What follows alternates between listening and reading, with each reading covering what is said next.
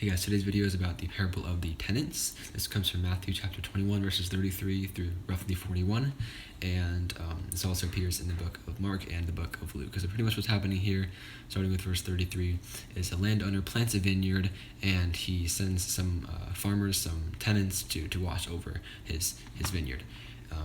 When harvest time comes, he sends some of his servants to harvest the fruit and whatnot. But the tenants, those who are watching over the vineyard, originally kill those servants. So the landowner is obviously frustrated, probably, and he sends his son, thinking, hey, he will respect my son, right? He's an heir to this. But the tenants are like, if we kill the son, then we kill the heir, and we take the land, right? So they kill the son. It's obviously an awful thing. So Jesus asks the people listening to this parable, what will happen to these people, these tenants who killed all these people and treated them poorly? And those people listening said, he will bring those wretches to a wretched end, and he will rent the vineyard to other tenants who will give him his share of the crop at harvest time. So he will rent the vineyard to other people who are better, who will take better care of it, and he will bring justice upon those who did those evil things. So the meaning of this parable is there are 6 main characters, right? The landowner landowner is God, and he sent his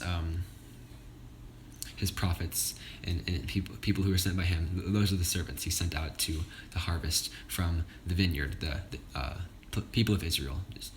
But the people who killed those prophets, those servants, were the religious group, those teachers of the law and the prophets and whatnot, right? People like Jeremiah and Zechariah and John the Baptist were killed, or mistreated, or stoned, things like that. But the son, the only son of the landowner, is Jesus, who he sends and thinks, people will respect my son, right? But they don't. They eventually end up killing him, just like in this parable, and they killed the son as well.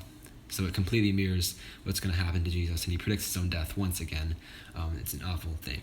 But at the end there, Jesus said, or the people say, he will rent the vineyard to other tenants in the future, right? These other tenants are going to be the Gentiles, right? The Jewish people, we talked about this, the teachers of the law and the prophets and whatnot. The teachers of the law were so, they appeared to be true Christians, but they were not. But Jesus is now opening up his kingdom to the Gentiles, those who were not traditionally thought to have been allowed to be in the kingdom. But he's opening the kingdom up to everyone, not just the Jews, but also to the Gentiles now, because they're the ones who accept the kingdom, really more than the Jewish people at the time did. So that's the parable of the tenants.